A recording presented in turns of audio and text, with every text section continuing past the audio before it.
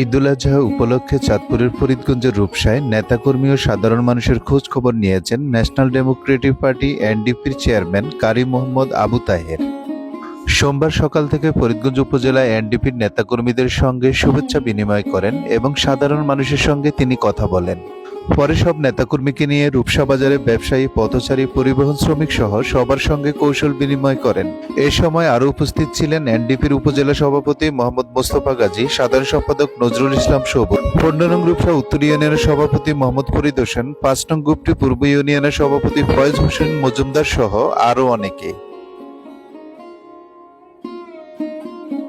শেখ হাসিনার মতো পরিণতি হয়, কারণ এই শেখ হাসিনা একে তো হলো মানুষের ভোট ডাকাতি করছে, আর একে তো হলো মানুষের জনগণের ভোট কেন্দ্রে যাইতে দেয় নাই।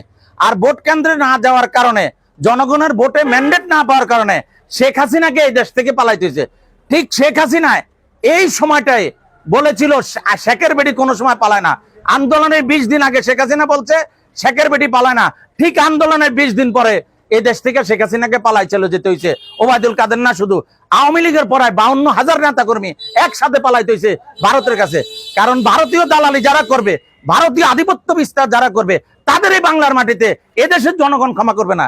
এদেশের সাধারণ জনগণ এদের বিরুদ্ধে লাগছে এবং ঐক্যবদ্ধ থাকবে। আমার দৃঢ় বিশ্বাস, এই দেশের মানুষ রক্ত দিতে শিখছে এবং রক্ত দিয়েই এই গণঅভ্যুত্থান ঘটাইছে। ঠিক আবার যদি ডক্টর ইউনূস এই ধরনের কোনো অন্যায় অপরাধের সাথে সম্পৃক্ত হয়, এই দেশের মানুষ রক্ত দিতে এক বিন্দু মাত্র দ্বিধা করবে না।